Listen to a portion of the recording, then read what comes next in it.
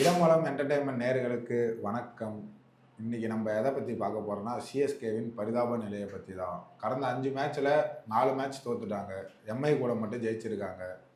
இன்னும் 9 மேட்ச்சில் 7 மேட்ச் ஜெயிச்சா மட்டும்தான் அவங்க உள்ளே போகிறதுக்கான வாய்ப்பு இருக்குது. அதை பற்றி நம்ம ஹரிஷ் ப்ரோ கிட்ட கேட்டு தெரிஞ்சுக்கலாம். வணக்கம் ஹரிஷ் ப்ரோ. வணக்கம். என்ன சிஎஸ்கேவின் பரிதாப நிலை?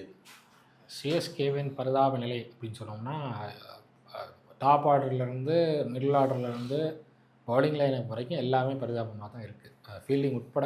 இல்லை, இந்த வருஷமே பரிதாபமாக தான் இருக்குதுன்னு நினைக்கிறேன் சிஎஸ்கே. கொஞ்சம் அப்படி தான் சொல்லணும். ஏன்னா அவங்க ஏலத்தில் எடுத்த வீரர்கள் எல்லாமே அப்படி தான் இருக்காங்க. ஒரு இன்டென்ட் காட்டல. போன மேட்ச் ஏதோ இன்டென்ட் காட்டினாங்க. ஆனால் வந்து உங்களுக்கு மிடில் ஆர்டரில் கொஞ்சம் சொதப்பல்கள் இருக்குது. மறுபடியும் தோனி கேப்டனாக வராரு இந்த மேட்ச்சில். ஸோ சிஎஸ்கேயோடைய வீரர்கள் தேர்வு அப்படின்னு பார்த்தோம்னா அதுவே கொஞ்சம் சொதப்பல் அப்படின்னு தான் சொல்லணும். உங்களுக்கு வந்து இன்டென்ட் காட்டுற பிளேயர்ஸ் யங்ஸ்டர்ஸ் யாருமே அவங்க வந்து பிக் பண்ணல. எல்லாமே வந்து கொஞ்சம் அனுபவம் உள்ள வீரர்களாக பிக் பண்ணியிருக்காங்க. பட் யாருமே அந்த இன்டென்ட் காட்டு அவங்க தானே ஒரு எடுத்துக்காட்டாக இருக்கணும், அனுபவம் வாய்ந்த பிளேயர். இல்லை, உங்களுக்கு அனுபவம் வாய்ந்த போகிறாங்க. உங்களுக்கு அனுபவம் வாய்ந்த பிளேயர்கள் அப்படின்னா உங்களுக்கு வந்து விளையாடக்கூடிய பிளேயர்களாக இருக்கணும். ரிட்டையர்ட் ஆனவங்க, ரிட்டையர் ஆகிற ஏஜில் இருக்கிறவங்க, டாடிஸ் ஆர்மின்னு சொல்கிற அளவுக்கு, தந்தைகளின் ஆர்மி அப்படின்னு சொல்கிற அளவுக்கு சிஎஸ்கேவை மாற்றி வச்சுருக்காங்க. புதுசாக கொண்டு வந்துட்டாங்க சிஎஸ்கேக்காக பேர். இல்லை, ரொம்ப நாளாக இருக்குது அந்த டாடிஸ் ஆர்மிங்கிற அந்த ஒரு பேர் ரொம்ப நாளாக இருக்குது.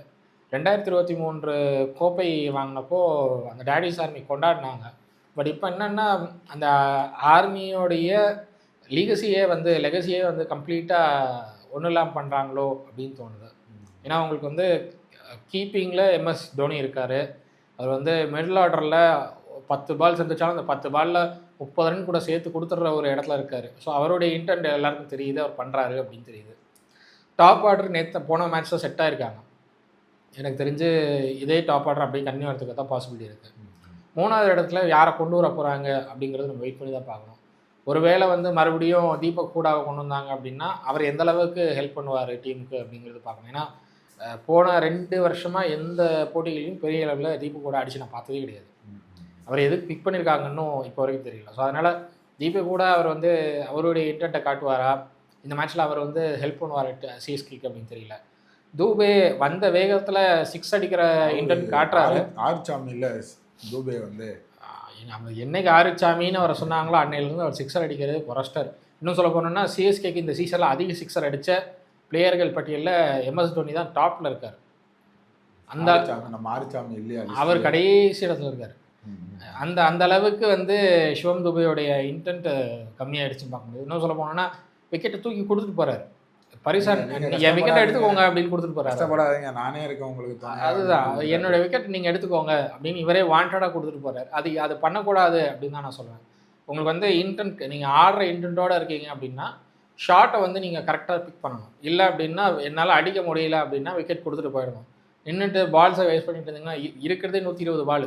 120 பாலில் நீங்கள் வந்து 30 பால் வேஸ்ட் பண்ணிங்கன்னா கூட அது வந்து கடைசி நேரத்தில் ப்ரெஷர் கொடுக்கும். கடைசி நேரத்தில் ப்ரெஷரை தாங்கி அடிக்கக்கூடிய இடத்துல எம்எஸ் தோனி இருக்கலாம், ஜடேஜா இருக்கலாம். பட் அதுக்கப்புறம் உங்களுக்கு வந்து ஆடுறதுக்கு பிளேயர்ஸே கிடையாது. அஸ்வின் என்னைக்காவது ஒரு நாள் ஆடுவார். எல்லா நேரத்துலையும் அஸ்வின் வந்து நிற்கணும் அப்படின்னு சொல்லி தட்டி கொடுத்துட்டு சிங்கிள் மேக் பண்ணவர், அவ்வளோதான். தோனி ஸ்ட்ரைக்கில் இருந்தாருன்னா சிங்கிள் மேக் பண்ணி கொடுத்தா தோனி அடிப்பார். அதான். இல்லை, உங்களுக்கு 2 விஷயம் பார்க்கணும் இதில் வந்து. ஒன்று, எம்எஸ் தோனியோட இன்டென்ட். அவர் வந்து என்னால் முடிஞ்சதை நான் பண்ணுறேன் அப்படிங்கிற ஒரு இடத்துல பண்ணிகிட்ருக்காரு. 43 வயசில். இன்னும் சொல்ல போனோன்னா நீங்கள வந்து ஒரு சர்ஜரி பண்ணதுக்கப்புறமும் கூட ஒரு இன்டென்ட் காட்டக்கூடிய ஒரு பிளேயராக இருக்கார் எம்எஸ் தோனி. அதில் வந்து நம்மளுக்கு எந்த மாற்றமும் இல்லை. பட் வந்து என்ன பிரச்சனை அப்படின்னா தொடர் தோல்விகள் தோனியோடைய லெகசியும் வந்து பாதிக்குது அப்படின்னு தான் சொல்லணும். ஏன்னா சிஎஸ்கேல தோனி வந்து என்ன மேட்ச் எப்படி ஆடினாலும் அந்த மேட்ச்சில் வந்து எப்படியாவது ஜெயிக்க வச்சு கொடுத்துருவார் தோனி அப்படிங்கிற ஒரு பேர் இருந்தது. பட் இப்போ தோனியே ட்ரை பண்ணாலும் ஜெயிக்க முடியாத அளவுக்கு மேட்சை கொண்டு போய் விட்டுறாங்க அப்படின்னா பட்டியானி மாதிரி பரிதாபமாக இருக்குன்றீங்க சிஎஸ்கே. பட்டியானியை விட ரொம்ப மோசமான நிலையில் இருக்காங்க. அவங்களாவது கலாய்க்கிறதுக்காக பேர் சொல்லிட்டு வந்தாங்க. என்ன சொல்கிறதுனே தெரில. ஃபேன்ஸ் எல்லாம் கொதிக்கிறானுங்க. எல்லாம் ரொம்ப மோசமான நிலையில் இருக்காங்க. அவங்களுக்கு வந்து ஓப்பனர்ஸ் இப்போ தான் செட் ஆகிருக்காங்க. ஓப்பனர்ஸ் இனிமேல் அந்த இன்டென்ட்டை காட்டணும். பவர் பிளேயில் கிட்டத்தட்ட ஒரு 60லேருந்து 70 ரன் அடிச்சே ஆகணும் இனி எல்லா மேட்ச்லேயும். ஏன்னா எல்லா டீமும் உங்களுக்கு பவர் பிளேயில் வந்து 50 to 60 ரன்ஸ் அடிக்கிறாங்க. போன மேட்ச்சில் 59 வந்துச்சு. பவர் பிளேயில் ஒரு 59 வந்துச்சு. விக்கெட் லாஸ் இல்லாமல் போச்சு. விக்கெட் லாஸ் இல்லாமல் பவர் பிளேயில் அடித்த ஒரு டீம் கடைசியில் மேட்சை தோற்றது இதுதான் முதல் முறை. இந்த சீசனில். அந்த இப்போ அவார்டை வந்து சிஎஸ்கே கொடுத்தலான்றீங்க? இல்லை, அவங்க சிஎஸ்கே வந்து புதுசாக வந்து இது சாதனைகள் படைக்கிறாங்க அப்படின்னு சொல்லலாம். புதுசாக கண்டுபிடிச்சிட்டு இருக்காங்க வருஷம் வருஷம் சாதனை. புதுசாக சாதனைகள் படைக்கிறாங்க சிஎஸ்கே. அதில் வந்து நீங்கள் சாதனைகள் படைக்கணுங்கிறதுல இன்ட்ரெஸ்ட் காட்டுறாங்க. பட் வந்து அதில் ஜெயிக்கணும் அப்படிங்கிற இன்டென்ட் இருந்துச்சுன்னா கொஞ்சம் அவங்க பெட்டராக. வாங்கின காசுக்கு சாதனை பண்ணணுன்றாங்க. இங்கே ட்ரீம் 11 இவனு டிக்கெட்டு 5000 டிக்கெட்டு 10,000 20,000 கொடுத்துட்டு போகிறாங்கலாம் சோதனையால இருக்குது. இல்லை, உங்களுக்கு டிக்கெட் இஷ்யூஸ் வந்து உங்களுக்கு 1200 உங்களுக்கு டிக்கெட் இஷ்யூஸ் இருக்குது. டிக்கெட் வந்து கொடுக்குறாங்க. அந்த டிக்கெட்டை என்ன பண்ணுறாங்க அப்படின்னா பிளாக் பண்ணி வச்சுக்கிறாங்க. சில வெப்சைட்ஸில் என்ன பண்ணுறாங்கன்னா 100 டிக்கெட் 150 டிக்கெட் பிளாக் பண்ணி வச்சுட்டு அதை பிளாக்ல கொடுக்குறாங்க. ஒரு டிக்கெட் 6000 ஒரு டிக்கெட் 60,000 வரைக்கும் போகுது. இன்னொரு பாக்ஸ் டிக்கெட்ஸ்லாம் வந்து உங்களுக்கு வந்து 1,50,000 2 லட்ச ரூபா வரைக்கும் போகுது ஒரு நாளைக்கு. ஆமாம்மா, உங்களுக்கு சிஎஸ்கே மேட்ச்க்கு அவ்வளோ காசு பண்ணுறாங்க.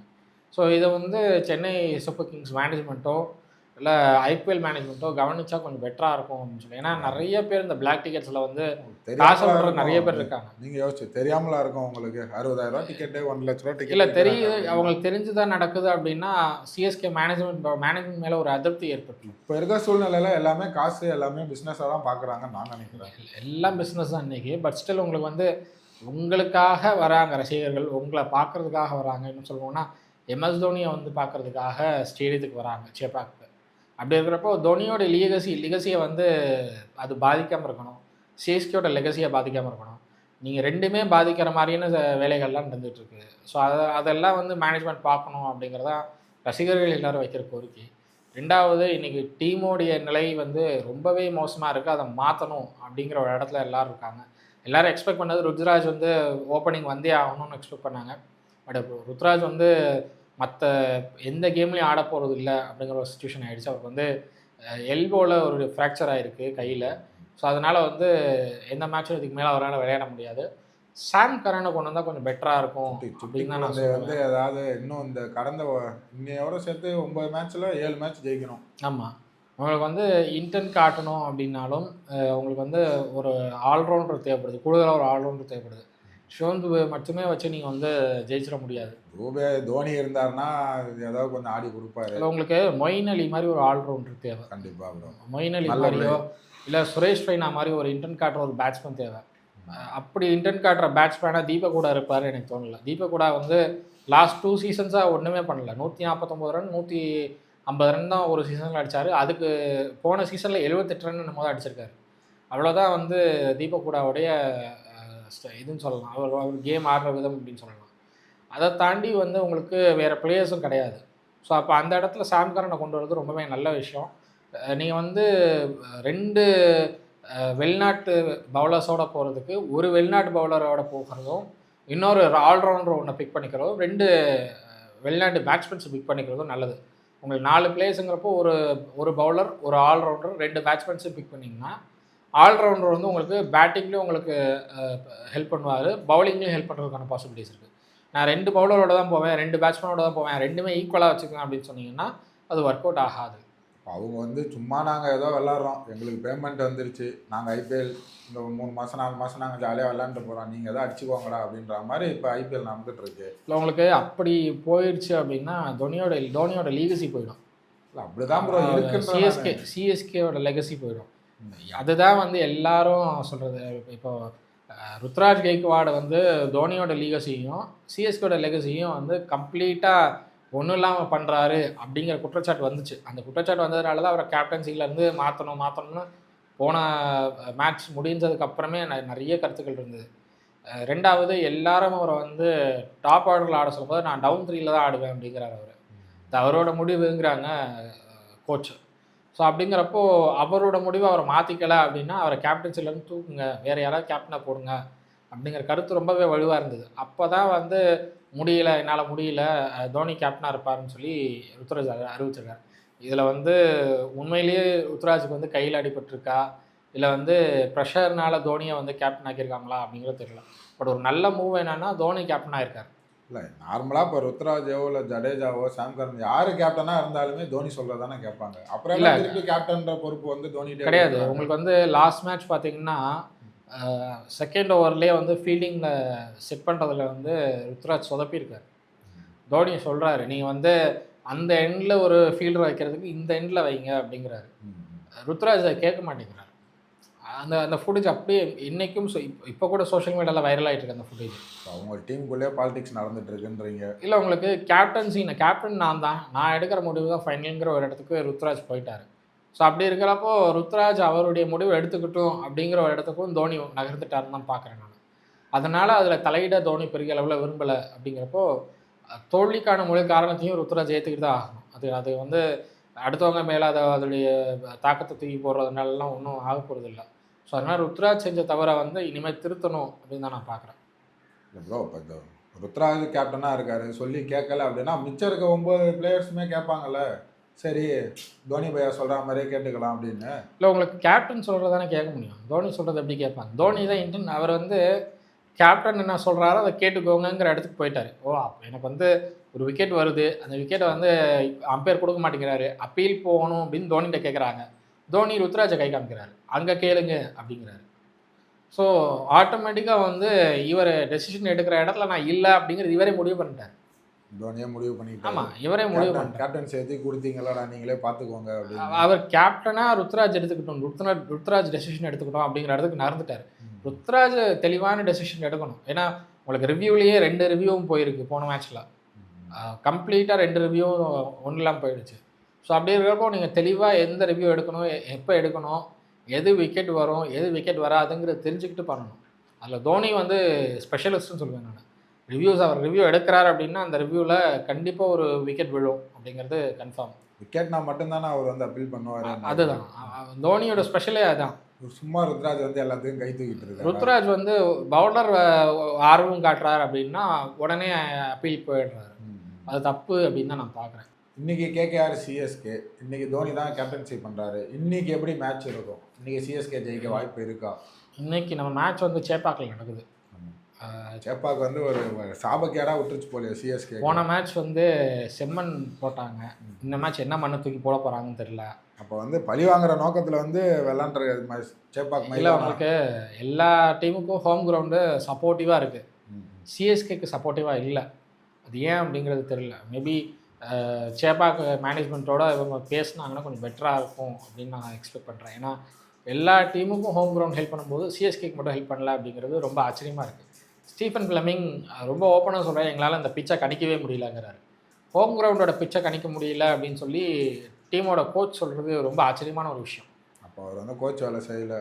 இல்லை, உங்களுக்கு 18 வருஷமாக ஸ்டீஃபன் ஃப்ளெமிங் வந்து சிஎஸ்கேவோட போயிட்டுருக்காரு, பயணிச்சிட்ருக்காரு.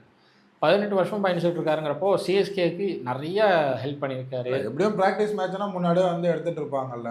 கண்டிப்பாக. ஆனால் அந்த பிச்சை அப்போ உங்களுக்கு தெரியாதா போட்டு? இல்லை, உங்களுக்கு ப்ராக்டிஸில் யூஸ் பண்ணுற பிட்ச் வேறு, நார்மலாக பக்கத்துல இருக்கும், ஓகேவா? அந்த பிச்சை போய் தொட்டு பார்த்துட்டு எப்படி இருக்குன்ற இது கூடமா பார்க்க. மேட்ச் டே அன்றைக்கி தான் உங்களுக்கு பிட்ச் ரெடி ஆகுது, அதுதான் பிரச்சனை. மேட்ச் டேக்கு முன்னாடி பிட்ச் ரெடி ஆகிடுச்சு அப்படின்னா ப்ராப்ளம் இல்லை. மேட்ச் டே அன்றைக்கி தான் பிட்ச் ரெடி ஆகுது. ரெண்டாவது, நேற்று மழை வேறு, விடிய காலையில் வரைக்கும் கொஞ்சம் மழை இருந்தது. ஸோ அதனுடைய இம்பேக்ட் எப்படி இருக்கும் அப்படிங்கிறது பார்க்கணும். ஏன்னா வெட் கிரவுண்டாக இருக்குமா, இல்லை வந்து இன்றைக்கி வெயில் அடித்து இந்த வெயிலில் வந்து கிரவுண்ட் காஞ்சிருமா அப்படிங்கிறதெல்லாம் பார்க்கணும். நைட்டில் டியூ எப்படி இருக்குன்னு பார்க்கணும். டியூ இருந்துச்சு அப்படின்னா அது வந்து ரொம்ப செகண்ட் பேட்டிங் பண்ணுறவங்களுக்கு அது கொஞ்சம் பிரச்சனையாக அமையலாம். ஸோ அப்போ என்னை பொறுத்தவரை ஃபஸ்ட் பேட்டிங் எடுக்கிறது பெட்ரு சிஎஸ்கே. ஒருவேளை செகண்ட் பேட்டிங் போகிறாங்க அப்படின்னா டியூ ஃபேக்டர் வருமா அப்படிங்கிறது பார்த்துட்டு டியூ ஃபேக்டரை பொறுத்து தான் அவங்க செகண்ட் பேட்டிங் எடுக்கணும் அப்படின்னு நான் சொல்லுவேன். ஏன்னா டாஸ் இங்கே ஒரு முக்கியம் அப்படின்னு சொல்லுவேன் நான். டாஸ் தோக்குறீங்க ரொம்ப நல்ல விஷயம் அப்படிங்கிறது நான் சொல்லுவேன். ஏன்னா டாஸ் தோற்று மேக்ஸிமம் டாஸ் ஜெயிக்கிற டீம் வந்து ஃபஸ்ட் பேட்டிங் எடுக்கக்கூடிய வாய்ப்பு தான் இருக்குது. டாஸ் தோற்று நீங்கள் செகண்ட் பேட்டிங் எடுக்கிறீங்க அப்படின்னா டியூ ஃபேக்டர் உங்களுக்கு ரொம்ப நல்லா ஹெல்ப் பண்ணும். பட் வந்து என்னென்னா செகண்ட் பேட்டிங்கில் அது கொஞ்சம் சிரமத்தை கொடுக்கும். சிரமத்தை தாண்டி நீங்கள் அடிக்கணும் அப்படின்னு தான் சொல்லணும். இல்லை, ஸ்கோர் வந்து ஒரு டார்கெட் ஒரு 150, 160, 170க்குள்ளே முடிக்கணும். 170 வச்சாலுமே நீங்கள் பவர் பிளேயில் ஒரு நாள் முடிஞ்சாலும் அடி. பவர் பிளேயில் இன்டென்ட் காட்டணும். 6 ஓவர் உங்களுக்கு வந்து வெளியில் வந்து 2 ஃபீல்டர் தான் இருப்பாங்க. 2 ஃபீல்டர் தான் வந்து 30 ஆட் சர்க்கிளுக்கு வெளியில் இருப்பாங்க. இப்போது அந்த 2 ஃபீல்டர் மட்டுமே வச்சுக்கிட்டு அவங்களால மற்ற டீம் எந்த டீமாலையும் வந்து ஸ்கோரை கட்டுப்படுத்த முடியாது. அப்போ இந்த 6 ஓவரை மேக்ஸிமைஸ் பண்ணி ஆகணும். உங்களுக்கு 60லேருந்து 70 ரன் வந்தே ஆகணும். 6 பாலில் வந்து ஒரு பால் கூட அடிக்கிறதுக்கு வாய்ப்பு கிடைக்காது. எல்லாத்தையும் டொக்கு வச்சு ஆடிட்டு இருக்காரு. இன்னைக்கு சேப்பாக்கு பிச் எப்படி இருக்க போகுதுன்னு இன்னும் தெரியல. இன்னைக்கு பாருங்க மத்தியானம் 2 மணி 2:30 மணிக்கு தான் அந்த பிச் என்னங்கிறதே தெரிய வரும். ஸோ அதனால வந்து பிச் எப்படி இருக்க போகுது அப்படிங்கிறத பொறுத்து தான் என்ன மாதிரி கேம் அமைய போகுதுன்னு சொல்ல முடியும். பட் வந்து டார்கெட் அப்படின்னா உங்களுக்கு வந்து ஃபஸ்ட் பேட்டிங் ஆடுறீங்கன்னா 170+ இருக்கணும். செகண்ட் பேட்டிங் ஆட போகிறீங்கன்னா 170க்குள்ளே ரெஸ்ட்ரிக்ட் பண்ணி ஆகணும். ஸோ 170க்குள்ளே ரெஸ்ட்ரிக்ட் பண்ண போகிறீங்களா இல்லை 170க்கு மேலே அடிக்க போகிறீங்களா அப்படிங்கிறது சிஎஸ்கேவுடைய முடிவில் தான் இருக்குது. ஆனால் ஒரு இன்டென்ட் தேவை. எம்எஸ் தோனி இன்டென்ட் காட்டுறாரு, ஓப்பனர்ஸ் வந்து இன்டென்ட் காட்டுறாங்க, மற்ற பிளேயர்ஸ் இன்டென்ட் காட்டினா கொஞ்சம் பெட்டராக இருக்கும். சிவம் துபே விக்கெட்டை எடுத்துக்கோங்கன்னு தூக்கி கொடுக்காமல் போகணும். அவர் கொஞ்சம் இன்டென்ட்டாக ஆடணும், நிதானமாக ஆடணும். ஒரு 6 வந்த உடனே 6 அடிப்பேன், 6 அடிச்சுன்னா வந்து நான் இம்பேக்ட் பிளேயருங்கிறத காட்டிகிட்டே இருப்பேன் அப்படின்னு சொல்லியிருந்தா அது ஒர்க் அவுட் ஆகாது. ஸோ அதனால் கொஞ்சம் வெயிட் பண்ணி எந்த ஷாட் அடிக்கணுமோ அந்த ஷாட் அடித்து படத்தில் ஹீரோ கிளைமேக்ஸில் வர மாதிரி தூபே கடைசியாக வந்து ஒரு 30 ரன் 20 ரன் இருக்கப்போ 2 6. உங்களுக்கு 20 ரன் அடித்தாலுமே வந்து அது வந்து ஹெல்ப்ஃபுல்லாக இருக்கும் டீமுக்கு. வந்த வேகத்துலேயே நான் ஃபஸ்ட் பாலே 6 அடிப்பேன், செகண்ட் பால் நான் தூக்கி கேட்ச் கொடுத்துட்டு போயிட்டே இருப்பேன் அப்படின்னா அதில் அந்த இம்பேக்ட் பிளேயருக்கு நான் வேலையே எல்லாம் ஜாலியாக தான் எடுத்துக்கிறேன். நான் பாலை வேஸ்ட் பண்ணேன், வந்தேன் ஃபர்ஸ்ட் பால் 6 அடித்தேன், அடுத்த பால் அடிக்க முடியல, அவுட் ஆகிட்டேன். அதுதான் அதுதான் நான் சொல்கிறேன். இம்பேக்ட் பிளேயர்னு நீங்கள் உள்ளே வந்துட்டு டீமுக்கு எந்த விதமான இம்பேக்ட்டும் கொடுக்காம நீங்கள் வார்டுக்கு போகிறீங்க அப்படின்னா அதில் வேலையே இல்லை. இம்பேக்ட் பிளேயருக்கான அவசியமே இல்லாமல் போயிடுதாங்க. அதனால் உங்களை இம்பேக்ட் பிளேயர்னு கொண்டு வந்து அதுக்காக கொண்டு வந்துருக்காங்க. அப்போ அதுக்கான அவசியமே இல்லாமல் போயிடுது. அந்த இடத்துல வந்து எனக்கு தெரிஞ்சு இம்பேக்ட் பிளேயராக நீங்கள் உள்ளே வரீங்க அப்படின்னா கொஞ்சமாச்சு நிதானமாக நின்று அட்லீஸ்ட் உங்களுக்கு க்ரீஸில் யார் கூட இருக்காங்களோ அவங்களோட ஒரு நல்ல பார்ட்னர்ஷிப் போடணும். ஒரு 50 ரன்ஸ் 40 ரன்ஸ் பார்ட்னர்ஷிப் போட்டு நீங்கள் அடிக்கிறனாலும் அவங்க அடிக்கிற அளவுக்காவது சப்போர்ட்டிவாக இருந்தீங்கன்னா கூட போதும் அப்படின்னு தான் நான் சொல்லுவேன். நானே சப்போர்ட் பண்ணேன்னா வந்த 2வது பால் வச்சு கையில் கொடுத்துட்டு போகிறாரு தூபே. அவர் எந்த பால் அடிக்கிறதுன்னு தெரியாமல் ட்ரை பண்ணுறாரு, அட்டம் பண்ணுறாரு, டக்குன்னு அது கேட்ச் கொடுத்துட்டு போயிடுறாரு. அது ரொம்ப அவசரப்பட்டு அடிக்கிறார். சில பால்ஸ்லாம் ரொம்ப ஸ்லோவாக வரும்போது ஸ்லோவாக வர பால் எப்போ லேட்டாக பிக் பண்ணணும். லேட்டாக பிக் பண்ணால் தான் வந்து உங்களுக்கு வந்து அது 6ஓ 4ஓ போகிறதுக்கான பாசிபிலிட்டி இருக்குது. சிங்கிள்ஸ் அடிக்கிறது கூட லேட்டாக பிக் பண்ணால் தான் அதுக்கான பாசிபிலிட்டி இருக்குது. எடுத்த வேகத்திலேயே நான் வந்து ரொம்ப குயிக்காக நான் பிக் பண்ணுறேன் அப்படின்னா அது கேட்சில் தான் போய் முடியும். ஸோ அந்த இடத்துல யோசித்து எந்த ஷாட் பிக் பண்ணணும்னு யோசித்து பண்ண வேண்டிய இடத்துல தூபே இருக்கார். ஸோ தூபே கொஞ்சம் யோசிக்கணும், அவருடைய இன்டென்ட்டை மாற்றணும், அவருடைய கேம் பிளானை மாற்றணும். தூபே இல்லை, சிஎஸ்கே டீமே கொஞ்சம் யோசிக்கணும் இன்னைய மேட்ச்சில் இருந்து. எனக்கு தெரிஞ்சு ஓப்பனர்ஸ் வந்துட்டாங்க, ஓப்பனர்ஸ் ஓரளவு செட்டில் ஆகிட்டாங்க. 3வது இடத்துல யாரை போட போகிறாங்க அப்படின்னு தெரியல. சாம் கரனா இல்லை வந்து தீபக் கூடாவா அப்படிங்கிறது தெரியல. தெரிஞ்சு சாம் கரன் வந்தால் கூட ஏதாவது அடிச்சு சாம் கரன் வந்தார் அப்படின்னா அது ஒரு பெரிய ஒரு ப்ளஸ் அப்படின்னு நான் சொல்லுவேன். ஏன்னா உங்களுக்கு ஆல்ரவுண்டராகவும் இருப்பார், ஒரு பவுலராகவும் இருப்பார், பேட்டராகவும் இருப்பார். 2வது கேட்சஸ் விட மாட்டாங்க. சாம் கரனால் கேட்சஸ் விட்டோம்னு சொல்ல மாட்டாங்க யாருமே. ஏன்னா லாஸ்ட் மேட்ச்சில் கேட்ச் விட்டது தான் வந்து நிறைய இஷ்யூஸ். 11 கேட்ச் விட்டுருக்காங்க சிஎஸ்கே. அது வந்து ஆமாம் 11 கேட்ச் விட்டுருக்காங்க. 11 கேட்ச் விட்டதெல்லாம் எந்த டீமும் அவ்வளோ விட்டது கிடையாது. ஒரு மேட்ச்சில் 11 கேட்ச் விட்டுறதெல்லாம் வந்து ஆர்சிபி வர ரெக்கார்டை வந்து பிரேக் பண்ணுறாங்க போல இவங்க. ஆர்சிபி ரெக்கார்டு இல்லை, பாகிஸ்தானோட ரெக்கார்டை பிரேக் பண்ணுறாங்க இவங்க. பாகிஸ்தானாவது 9 கேட்ச் 10 கேட்ச் தான் வாங்க, அதை விட ஒரு கேட்ச் கூடவே எடுக்கிறாங்க, விட்டுறாங்க. ஸோ அந்த இடத்துல பாலை நீங்கள் கரெக்டாக ஜட்ஜ் பண்ணி நீங்கள் எந்த இடத்துல பால் வருங்கிறத தெரிஞ்சுட்டு போய் நிற்கணும். உங்களுக்கு கேட்சை பிடிக்க முடியல அப்படின்னா அதை சொல்லிடணும். உங்களுக்கு முன்னாடி இன்னொரு பிளேயர் அந்த பால் சேஸ் பண்ணிட்டு வராருன்னா இது என்னோட கேட்ச், என்னுடைய ஆப்பர்ச்சுனிட்டி, நீங்கள் அதை சொன்னீங்கன்னா கூட பிரச்சனை இல்லாமல் போகும். நான் கேட்சை பிடிச்சிருவேன் அப்படின்னு ஒரு நம்பிக்கையோடு நீங்கள் இறங்கணும். அதுதான் மேட்ரு.